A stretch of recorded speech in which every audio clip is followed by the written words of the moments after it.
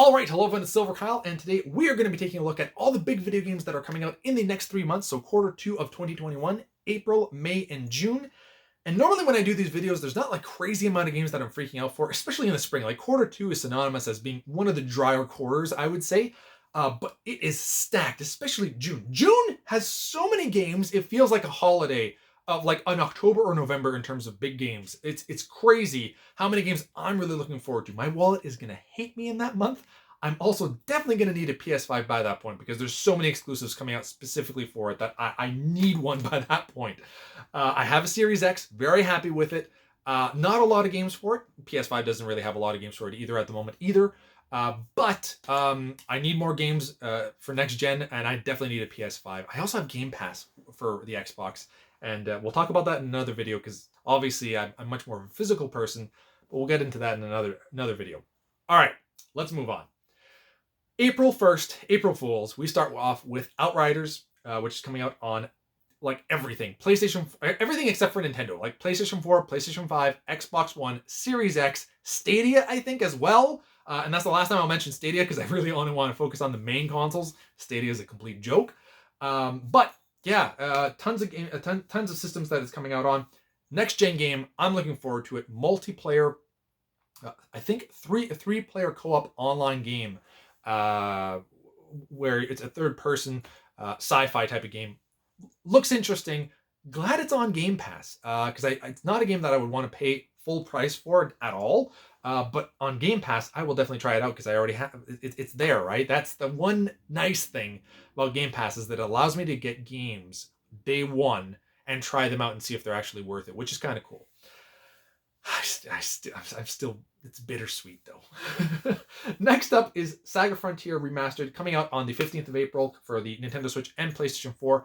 I really like that we're getting a lot of these old school RPGs that, you know, came out mostly on PlayStation 1 and PS2, a little bit here and there, and getting remade for the current gens. I like playing them on the Switch because it's handheld as well, and they really look nice on that. Square has been doing just a fantastic job bringing back all these old games. Final Fantasy 9, we got the HD port of it. Final Fantasy 7, obviously. Final Fantasy 7, we got the remake as well, which is absolutely fantastic. We got, and Sony is the only company that really needs to hop on this and put out The Legend of Dragoon. I want to play The Legend of Dragoon with an HD port, and then if it does well, I want a remake, and then I want a prequel, and I want to see like multiple sequels. I want to be playing as Dragoons again. It is a great RPG. And you could totally have a series about this. You could totally have the big war as a prequel. That would be amazing. This is not supposed to be about Legend of Dragoon, but I just wanted to mention that. All right, moving on. Judgment, which comes out April 23rd, coming out for the PlayStation 5 and Series X. This is a game that came out for the Xbox One and PS4 before. It's in the Yakuza world, but instead of playing as the Yakuza mob, you're playing as a detective. So it's something that does kind of interest me, and if I did pick it up, it would be definitely for one of the next-gen consoles. Then we have Nier Replicant version 1.22 blah, blah, blah, blah, blah, coming out also on the 23rd for the PlayStation 4 and Xbox One. Too bad we're not getting it for next-gen, but this is kind of like there's two versions of Nier that came out when the first game that came out. We got one on the West, and then there was one in the East that gave you the option, and I think they switched up the roles. I think there's like father and daughter, and then siblings. And I think this is the sibling one. I've never played Nier. Bear that in mind, but it's a series that I've been wanting to get into, especially with Nier Automata or whatever it's called. That one looks really awesome, but I would like to play the first one, and this is kind of like the other version that you can play as that I think makes a little bit more sense storyline-wise, potentially. So yeah, I'm looking forward to it. Next up is on the 30th, the new Pokemon Snap game coming out for the Switch. Looks fun, not necessarily a day one game for me, but it looks fun. Then we have Returnal, also coming out on the 30th, which is a PlayStation 5 exclusive. This is something that I am interested in, but I want to see reviews for it, and it's not something that I would buy day one, but it is something that I would like to eventually have. And the other thing too is that if I get a PS5, maybe it would be something that I pick up. The thing about next-gen consoles, I find at the beginning you kind of buy games that you wouldn't necessarily have paid full price for, at the beginning, just so you can have something to play, and you kind of are a little more forgiving. I mean, I had Knack on the PlayStation 4, and I actually enjoyed it. I played it co-op, and it's not bad. It's what I expected from it. Anyway, not expecting a Knack 3 on PlayStation 5. What else do we have here? So that's it for April. Quite a bit of games there. Then May, not as many. We only have 4 for May. So how many was that? Was that 6? 6 for April. Solid number. 4 for May. Starting it off with on the 14th. Mass Effect Legendary Edition, which is coming out for the PlayStation 4 and Xbox One, was the remaster, I guess, of this trilogy, I believe. I don't think it's just the first game. That is something that I've been wanting to get into. I played Mass Effect 1. I got quite a bit of ways into the game, but then eventually it became just a little bit too open world for me, and I was like, I don't know what to do anymore. I went to this one planet, and I was just like, I don't know what to do, and I could. All I needed to do is probably takes 5 minutes to figure out what to do next, and I didn't want to do that at that point. I sometimes get intimidated by these games. Yet Skyrim, I can totally get into it and have no problem at all. But maybe because it's in space, and I don't know. It's different when it's in space, and it's not an open world, right? Like it's open space, and to know that you can go to, it's a different feeling. But it's something I've been wanting to get into for quite a while. Next up is Rune Factory 5 coming out on May 20th for the Nintendo Switch. Definitely looking forward to this. This is, we ended up getting Rune Factory 4 for the Nintendo Switch, but this is going to be the first one that's actually made for the Nintendo Switch, not the 3DS port, and it looks really good. I mean, we're actually in like a 3D open world instead of a top-down world, so that's something that I'm looking forward to. Harvest Moon, good Harvest Moon, Story of Seasons if we want to go with it.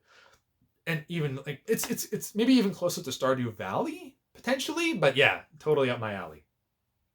Then we have Biomutant coming out on the 25th of May for PS4 and Xbox One. This is like a third-person game action game where you play as a mouse that has he's kind of a bit of a cyborg as well. It looks fun. We don't really get a lot of it looks like a third-person platformer / action game to me, and that's something that I would like to get. It is a little bit cheaper too, but it's not something I think I'll get day one, but it is something I am interested in. And then we have Shin Megami Tensei 3 Nocturne HD remaster coming out also on the 25th for the Switch and PS4. This came out originally on the PS2. Something I've kind of looked into. I'm gonna have to, but I've never played a Shin Megami Tensei game, so it's something I'm gonna have to look into a little bit more to see if it would be something that I could potentially enjoy. Then we have June, the worst / best month of the year so far for video games. This is going to be insane. Definitely need a PS5. Because the first one that we're going to talk about that comes out on the 10th of June for the PlayStation 5 specifically, Final Fantasy VII Remake Intergrade, which includes the new episode that we're getting from it. Remake was my favorite game last year. I absolutely loved it. I beat it in the first month that I had it, and I didn't play a lot of video games last year. Oddly, I had technically, I was working from home, but from the beginning. But I did have more time on my hands, and that was one of the few games that I really dived into and absolutely loved. One of my top 5 favorite games of all time, and I cannot wait for the new episode. This also includes, I think, the physical copy will include the original Final Fantasy VII. I don't know if I'll play it again necessarily because there's so many other games that are coming out, but I am tempted, and I do know that I will want to play that game once again. It's entirely possible that I end up playing it all over again. So we'll see, but I definitely need a PlayStation 5 specifically for that game. That is definitely a day one game. Even if I don't have a PlayStation 5, I'll probably potentially get it day one because I know I'm going to need it right away. I'm excited for that game.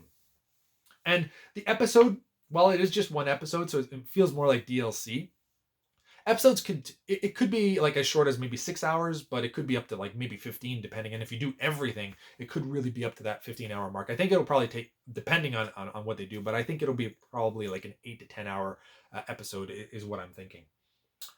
Now we have Ratchet and Clank Rift Apart the next day on the 11th. Also a PlayStation 5 exclusive. See, two exclusives right there that I really am looking forward to. We're also getting the Ratchet and Clank that was the remake, I guess, of the first game that came out on PlayStation 4. It is getting an upgrade for the PlayStation 5, so that's really cool. That was recently free, I think, for everybody. I already had it. It's actually a really fun game. I did try it out a little bit, and now I have even more of a reason to go back and play it and beat the game with this update, and also with Ratchet and Clank Rift Apart coming out in June. Then we have one game that I don't necessarily know if everybody's really going to be excited for it, but I'm freaking out. And that is Dungeons and Dragons Dark Alliance, which is kind of like the Baldur's Gate kind of games that they have. And the reason why I'm so excited for this, well, first of all, is Dungeons and Dragons. That's my kind of game. But it is based on the Legend of Drizzt, which is a series of books that I absolutely love reading. If you like Lord of the Rings and Game of Thrones, I would say that the Legend of Drizzt is something to definitely look into. That's a lot smaller books. It's only 350 pages instead of hundreds more with Game of Thrones. And I love that series to death. There's like close to 40 books or something like that at this point in time. But you can definitely read the first trilogy and you'll probably fall in love with this series. And I cannot wait for this. It doesn't look like necessarily amazing. It doesn't look necessarily next gen or anything, but it's something that I'm very much looking forward to. And that's coming out for like everything. PS4, PS5, Xbox One, and Series X. Not Nintendo Switch again. That game I feel could have gone on the Switch, potentially. But yeah, looking forward to that one. And it's also cheaper. It's not going to be full price. I think it's like $50 in the States and $60 in Canada, something like that. Then we have Legend of Mana coming out on the 24th for the Nintendo Switch and PS4. Once again, a PlayStation 1 game getting put on the current gen consoles. Looks really nice too. Then we have Mario Golf Super Rush on the 25th coming out for the Nintendo Switch. Golf is one of the few sports games that I really like from Nintendo. I just don't think I'm going to be able to pick it up day one with everything else coming out. And then also on the 25th is Scarlet Nexus, which is coming out. I think I put multi here, so I'm assuming PlayStation 4, PlayStation 5, Xbox One, and Series X. This is a game that I'm going to have to try out the controller for the PS5, but I think that I would like this JRPG action game on the PlayStation 5 as opposed to the Series X. But this is definitely something that I do want to try, because it's one of the first new games that is meant for the next, in terms of RPGs, for the next generation of consoles. I mean, we are getting, I guess, Final Fantasy VII Remake Integrate, but I already played, Remake on the PS4, and this is just a continuation of that I'm super excited for. But Scarlet Nexus is, the first new, very new. That's if they would have ever made another 3DS, it would have been the new Nintendo 3DS. That was a bad joke, Kyle. That's the end of the video now. But yeah, very much looking forward to that. I have no idea what I'm getting. I think for April, Outriders, because it's on Game Pass. I do really want Saga Frontier Remastered as well, day one. Then we're looking at May. Probably Roon Factory is the guarantee there for that month. And then June, definitely Final Fantasy VII Remake Integrate, Dungeons and Dragons Dark Alliance, Scarlet Nexus, Ratchet and Clank, maybe?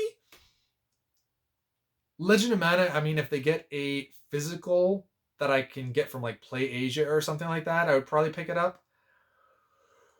Oh, it's going to be an expensive month. So pretty much the only game I won't be getting is Mario Golf for that month, if that's what happens.